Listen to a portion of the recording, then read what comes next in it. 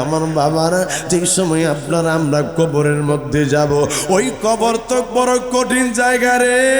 হাদিসের মধ্যে শুনলাম, হাদিসের মধ্যে পাইলাম, মানুষ মারা যাওয়ার পরে কবরের মাটির ডান পাশেরটা বাম পাশে আসে, বাম পাশেরটা ডান পাশের মধ্যে আইসা গো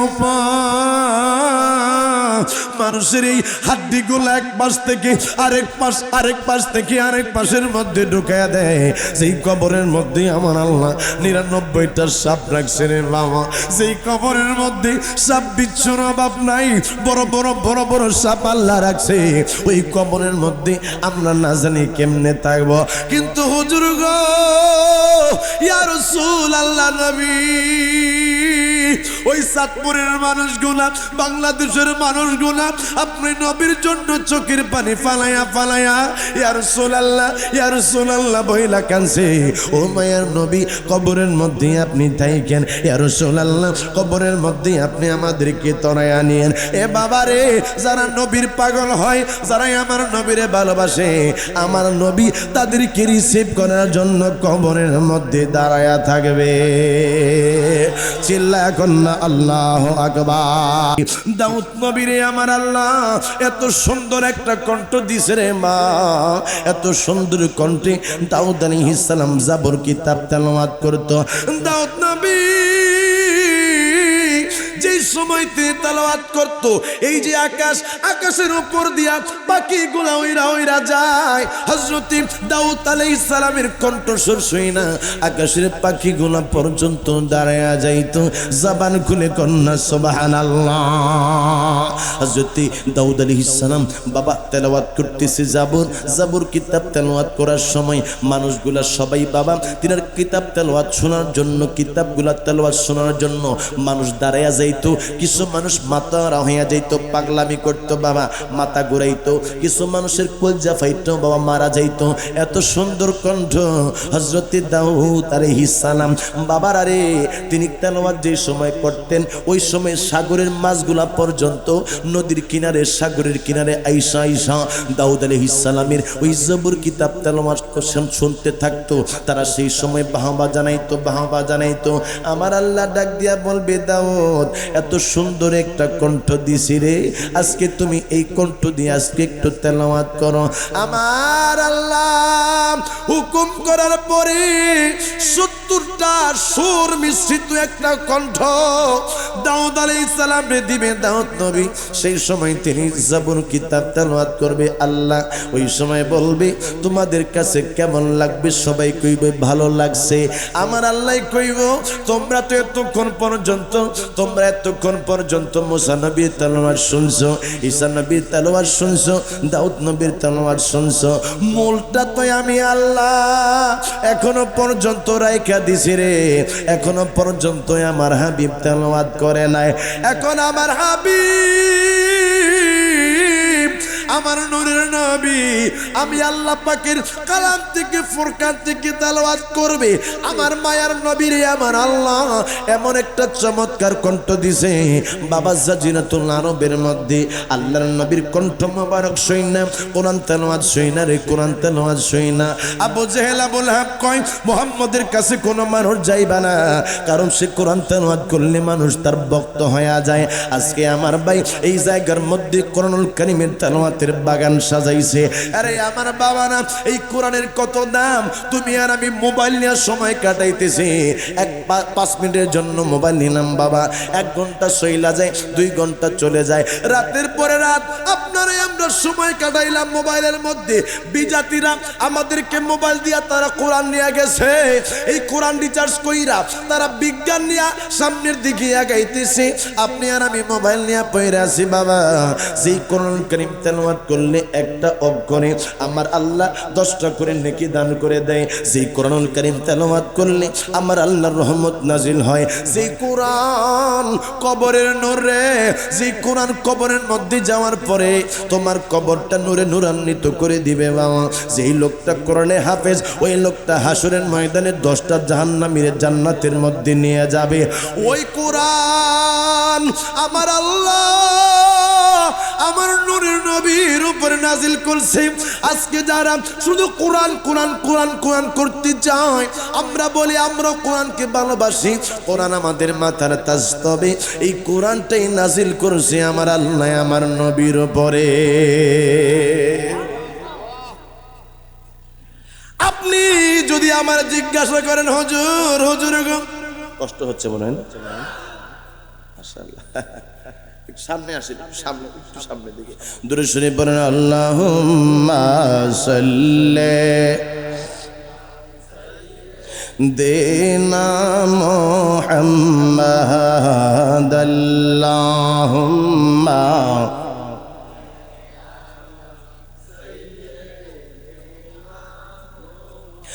মদিনা বিয়ানা মোহাম্মতে বাবা নবীর উপরে দুরূদ শরীফ পড়বেন বাবা, 10টা রহমত হবে, 10টা বরকত হবে, 10টা গুনাহ মাইনাস হবে, 10টা সম্মান বৃদ্ধি হবে। বাবা রে, ওই নবীর উপর মোহাব্বতে প্রেমের দড়িটা মদিনাতুল মুনাওয়ারার সাথে লাগায় মোহাব্বতে আল্লাহুম্মা সাল্লি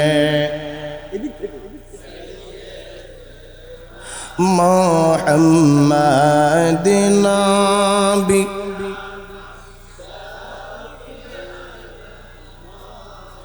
লানা মুহাম্মাদিন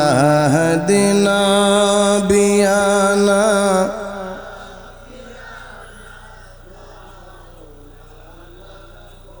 চল চল চল রে আশিক চল জাহিরে মদিনা চল চল চল রে আশিক চল জাহিরে মদিনা আমার জিন্দা নবী শুইয়া আছে ওই না সোনার মদিনা আমার জিন্দা নবী শুইয়া আছে ওই না সোনার মদিনা আল্লাহ সাল্লি আলা সাইয়্যিদিনা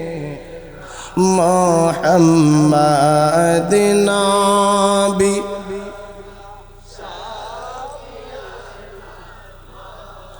লানা মুহাম্মাদিন নাবি মা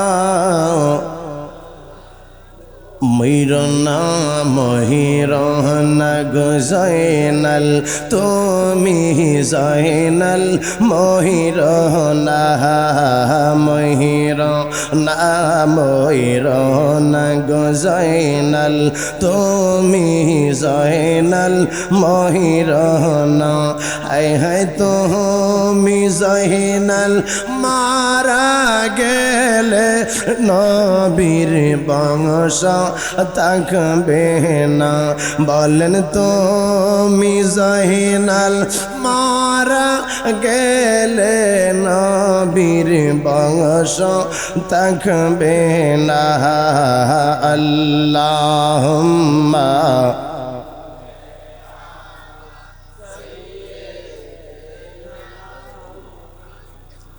আদিনা বিয়ানা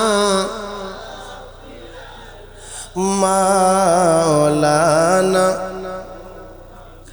আল্লাহ ডাকে দিয়া কইব দাউদ তুমি একটু তেলাওয়াত করো। দাউদ নবী জবুর কিতাব তেলাওয়াত করবে 70টা সুর মিশায়া। আল্লাহ কইব ইয়া রাসূলুল্লাহ, জবানটা খুলে কোন ইয়া রাসূলুল্লাহ। আল্লাহ কইব আপনি একটু তেলাওয়াত করেন আমার নবীরে। মক্কার কাফের বেঈমানেরা নবীর তেলাওয়াত শোনার জন্য অন্যান্য মানুষদেরকে নিষেধ করত। আবু জেহেল কই যাবি না, আবু লাহাব কই যাবি না, উতবা কই যাবি না, সাইবা কই যাবি না, এরা নিষেধ করছে। কোন মানুষ গেলে তার কঠিন শাস্তি দেওয়া হবে। আবু জেহেল কই কোন মানুষ কিন্তু মুহাম্মদের কাছে যাবি না, কিন্তু আল্লাহর নবীরে আমার আল্লাহ এত সুন্দর একটা কণ্ঠ দিয়েছে। আবু জাহেল কই সর্বনাশ, আজকে তো মনটা ভালো না, মনটা কেমন জানি আনসান আনসান করতেছে। মুহাম্মদ জি তেলাওয়াত করে, এই তেলাওয়াতটা শোনার জন্য তো আমার মনটা বেকার হয়ে আছে। যাই যাই কেউ হতে যাবে না, আমি একটু যাইয়া তেলাওয়াতটা শুনে আসি। আবু জাহেল এই চিন্তা কইরা চইলা গেছে। আমার নবী রাহমাতাল লিল আলামিন আমার আল্লাহর কোরআন তেলাওয়াত করে, আবু জাহেল এক কোরআন মধ্যে থেকে শুনতেছে। আবুল হাব কই আমি একটু যাইয়া শুনে আসি, যেহেতু আজকে কেউ যাবে না। উতবা কই আমি যাই, সাহেবা কই আমি যাই। তারা এক একজন এক এক কোণার মধ্যে আমার নবীর কোরআন তেলাওয়াত শুনতেছে। আরে আব্বা, কোরআনের দাম কেমন, কোরআনের দাম কেমন? বন্ধু, ওই কোরআন তেলাওয়াত শুই না আবু জাহেল চলে যাচ্ছে। আবু জাহেলের সাথে আবুল হাবের দেখা। কয় কই গেছিলি? একজন আরেকজন রে দেখা ইস্তুত্ব বোধ করতেছিল। কয় আহারে, আজকে তো গতকালকে তো কইছিলাম মুহাম্মাদের তেলাওয়াত যেন কেউ না শুনে। মনটা বেকার হয়ে গেছে রে, মনটার মধ্যে ভালো লাগে না, এই জন্য মুহাম্মাদের তেলাওয়াত একটু শোনার জন্য গেছি। আবুল হাব কয় আমারও একই অবস্থা, উতবাই কয় আমারও একই অবস্থা, সাহেবাই কয় আমারও একই অবস্থা। ওই মায়ার নবীর তেলাওয়াত করবে হাসরের ময়দানে আমার আল্লাহ ডাক দিয়া কইব, নবী গো, নবী গো, আপনি একটু তেলাওয়াত করেন। আমার নবী ওই দিন দাঁড়ায়া আমার আল্লাহ পাকের কালাম তেলাওয়াত করা শুরু করে দিবে। এত সুন্দর কণ্ঠ আমার মায়ার নবীর রে। আমার নবীর তেলাওয়াত শুই না সকলে মারহাবা মারহাবা বলতে থাকবে। আমার আল্লাহ বলবে, আমার মায়ার নবীরে আমি আল্লাহ এমন নবী বানাইছি যেই নবী হলো সবচেয়ে আনা সবচেয়ে বালা। আল্লাহর নবী ওই সময় ডাক দিয়া বলবে, আল্লাহ তুমি তো আমার উপরে যে দায়িত্ব দিছ, আল্লাহ এই দায়িত্ব তো আমি পালন করছি। কথা লম্বা হয়ে যাবে, এই জন্য আমি আলোচনা চাপাইয়া দিলাম। আপনার আমার মাথার একমাত্র আধা হাত উপরে সূর্যটা থাকবে বাবারে। সূর্যের তাপে ওই সময় মাথার মানুষের মাথার মগজগুলা টকবক টকবক করতে থাকবে। আরে চাঁদপুরের মা, আরে আমার ওয়ারলেসের মা, মানুষ বেকার হয়ে যাবে। কিছু মানুষের ওই মাথার থেকে মগজগুলা গইলা গইলা মাথার থেকে বাবা পড়তে থাকবে। তুমি তো একবারও ওই হাসরের ময়দানের কথা চিন্তা করো নাই। কিছু মানুষের মাথার মগজগুলা বাইয়া বাইয়া বাইয়া বাইয়া পড়বে। কিছু মানুষের গাম তাদের কোমর পর্যন্ত, কিছু মানুষের মুখ পর্যন্ত আসবে। কিছু মানুষ ওই এই বাবা যে গাম আছে, গামের কারণে সে ওই মানুষটা মুখ পর্যন্ত ডুইবা যাবে। এমন একটা অবস্থা হাসরের ময়দানে হয়ে যাবে। আমার আল্লাহ রে, আমার মায়ের নবী ডাক দিয়া বলবে, আল্লাহ তুমি না কইছ আমার উম্মত রে তুমি বলে কষ্ট দিতা না। আল্লাহ গো, তুমি তুই আমারে মেরাজের মধ্যে নিয়ে গেছিলা।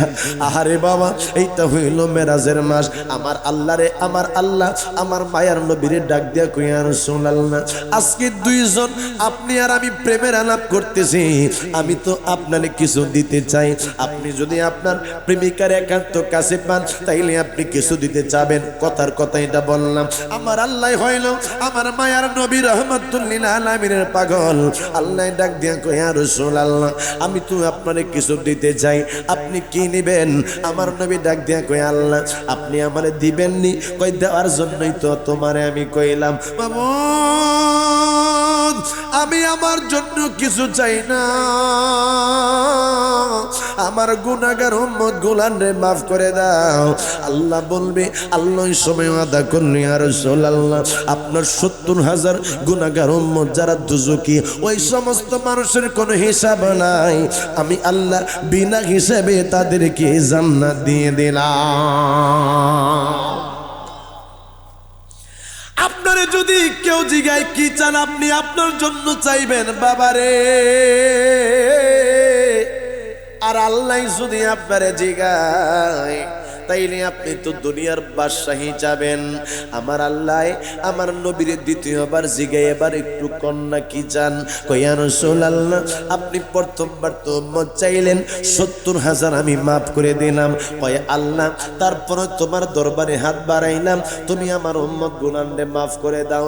আল্লাহ বলে আরো 70,000 মাফ করে দিলাম। তৃতীয়বার আমার আল্লাহ জিগাই ইয়া রাসূলুল্লাহ নবী গো তৃতীয়বার বলেন আপনি নবী কি চান? আমার নবী কইয়া আল্লাহ তুমি আমার উম্মত গুলানরে মাফ করে দাও। আল্লাহ কয়রা 70,000 মাফ করলাম। আল্লাহ 100 বার জিগাইল ইয়া রাসূলুল্লাহ আপনি বলেন নাই আপনি কি চান? আমার নবী কয় আল্লাহ আমার উম্মত গুলানরে মাফ করে দাও। আপনি আর আমি কোন নবীর উম্মত? সেই নবী মেরাজের মধ্যে যাইও আপনারে আমারে ভুলে নাই। হুজুর 100 বার আপনারে জিগাইলাম কি চান কি চান? আপনি বলছেন আপনার গুনাহগার উম্মত আমি 70,000 মাফ করে দিলাম। আমার আল্লাহ 200 বার জিগাইব, আমার মায়ের নবী কইব উম্মতি উম্মতি। আমার আল্লাহ 300 বার জিগাইল, আমার নবী কই উম্মতি উম্মতি। 400 বার জিগাইল, 500 বার জিগাইল, 600 বার জিগাইল, আমার নবী ডাক দিয়া কই উম্মতি উম্মতি। আল্লাহ কই প্রত্যেকবার 70,000 করে আমি আল্লাহ মাফ করতেছি মাফ করতেছি। 700 বার আমার আল্লাহ জিগাইল হাবিব আপনি কি চান কি চান? আমার আল্লাহর কাছে আমার নবী ডাক দিয়া কই উম্মতি উম্মতি। আল্লাহ কই 700 বারই 70,000 করে গুনাহগার উম্মত যেই গুনাহ দুজকি ওই গুনাহরে আমি মাফ করে দিলাম। এবার আপনি আপনার জন্য কিছু চান? আমার নবী কই আল্লাহ আমি তো আমার জন্য কোনো কিছু চাই না, আমার উম্মত গুনাহরে মাফ করলে আমি নবী খুশি হইয়া। আরে তোদের কি কেমন করে আমি বইলা যাই? এই মায়ের নবী ওই মেরাজের মধ্যে যাই উম্মত বলে না। নবী মক্কার মধ্যে মারে নবী উম্মত বলে না। নবী সাজদার মধ্যে যায়, ওই সাজদার মধ্যে যাওয়ার পরে মক্কার কাফের বেঈমানেরা উটের পরা নারী বুড়ি গুনা ডাইলা দিছে। আরে আমার নবী সাজদা মোবারক থেকে মাথা মোবারক উঠাইতে পারে না। হযরতে ফাতেমা জাহরা দৌড়ে যায় কই ইয়া রাসূলুল্লাহ আপনি মাথা দিকে উঠাইতে পারেন না, পচা উটের নারী বুড়িগুলো সরাইয়া কই নবী গো আপনি উম্মতের জন্য গজবের জন্য আল্লাহর কাছে দোয়া করেন। আমার নবী ডাকে দিয়া কই ফাতেমা রে আমি যদি গজবের জন্য আমার আল্লাহর কাছ থেকে আমি যদি দোয়া করি আমার আল্লাহ তো দোয়া কবুল করবে, কিন্তু আমার আল্লাহ রাহমাতাল লিল আলামিন কইরা পাঠাইছে। তাদের উপরে যদি আযাব দেয় রে আমি ইসলামের দাওয়াত কার কাছে দিব? মক্কার মধ্যে আমার নবীরে মারলো তারপর উম্মতের জন্য বদদোয়া করে না। উহুদের মধ্যে মায়ার নবী ওই মাথা মোবারকের মধ্যে তলোয়ারের আঘাতে নবীজির মাথা মোবারক ফাইটা গেল। বাবারে নবীজির জুতা নবীজির দাঁত মোবারক ফাইটা ভাঙা গেল। নবীজির মাথা মোবারক বায়া বায়া রক্ত পড়তেছে। এই রক্ত মোবারক গোলাপ পড়তে পড়তে জুতা মোবারক পর্যন্ত বাইসা গেল। তারপরও জিব্রাইল আইসা আমার নবীরে কয় ইয়া রাসূলুল্লাহ আপনি বলেন না আপনি কি চান? আপনি যদি এখন চান এই মুহূর্তে আমি ফেরেশতাদেরকে নিয়ে আসছি। ফেরেশতারা এই তায়েববাসীদেরকে এই যে উহুদের ময়দানের মধ্যে তাদেরকে এই মুহূর্তে মাটি চাপা দিয়া মাইরা ফালাবে। আমার নবী ডাক দিয়া কই জিবরাইল আরে জিবরাইল আমার উম্মত গুলানরে মারিস না, তারা বোঝে নাই আমি তো রাহমাতাল লিল আলামিন, আমার উম্মতের ব্যথায় আমি নবী সহ্য করতে পারি না। এই মায়ার নবী এই নূরের নবী ওই দিন মেরাজের মধ্যে আল্লাহরে ডাক দিয়া কই আল্লাহ তুমি আমারে 700 বার না 7 কোটি বার জিগাইল, আমি শুধু উম্মতি উম্মতি করব। আমার আল্লাহ কই ইয়া রাসূলুল্লাহ, আপনি যে উম্মতির জন্য পাগল এইটাই আমি জানি। আপনি রাসূল নে আমি একটা ওয়াদা দিলাম, যেদিন হাসরের ময়দান কায়েম হবে, আলা ইমানা লিমান লা মুহাব্বাতা লাহু, যার ভিতরে আপনি নবীর ভালোবাসা থাকবে না তারা ছাড়া, যারা আপনি নবীরে ভালোবাসবে এদেরকে আপনি নবী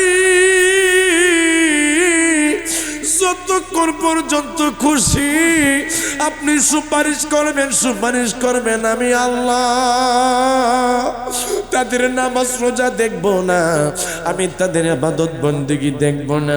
আপনি নবীর প্রেম যার ভিতরে আছে আমি আল্লাহ ওই দিন আপনি নবীর খাতিরে তাদেরকে বিনা হিসেবে জান্নাত দান করে দিব। নাই কোন বন্ধু গো নাই দরদি নাই, নাই কোন বন্ধু গো নাই দরদি নাই, কঠিন দিনে আমার নবীজি বিনে, কঠিন দিনে আমার নবীজি বিনে। কথা কন্যা বাবা ঠিক কিনা? রাত্র গভীর হয়ে যাচ্ছে আব্বুজি, নবীর জন্য চোখের পানিগুলা ছেড়ে দাও।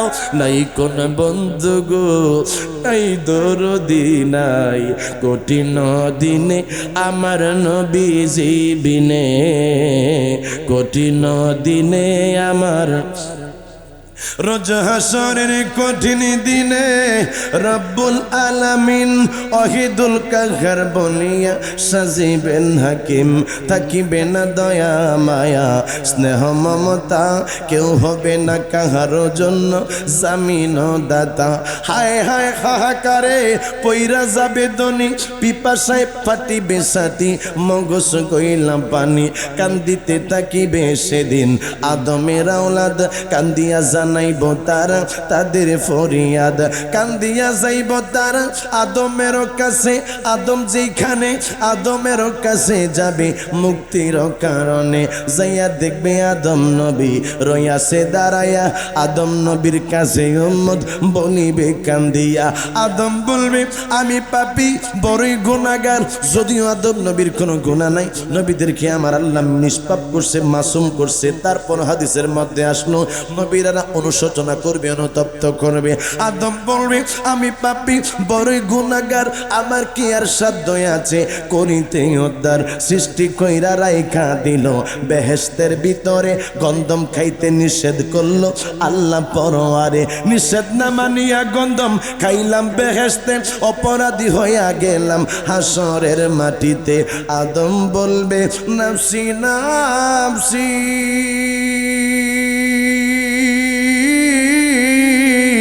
আমি গন্ধম খাইয়া ভুল কইরাছি রে,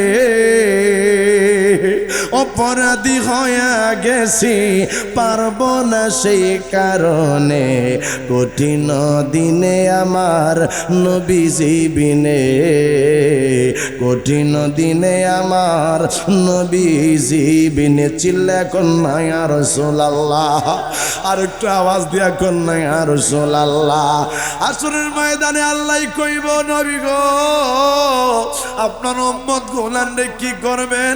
কয় আল্লাহ তুমি না কইছ আমার উম্মত গোলান্ডে তুমি মাফ করবা। আল্লাহ আমার উম্মত গোলান্ডে যদি তুমি সবার সামনে বেইজ্জতি করো, আমি নবী রাহমাতাল লিল আলামিন বেইজ্জতি হয়ে যাব। এই জন্য যুবকের দল আমার আল্লাহ পর্দার অন্তরালে আমার নবীর উম্মতদেরকে নিয়ে আমার নবীর উসিলায় মাফ করে দিবে। ও বন্ধু ও বন্ধু, আজকে প্রেমের বাগান সাজাইলো আমার ভাই ওয়াদুদ ভাই, চমৎকার প্রেমের বাগান সাজাইলো।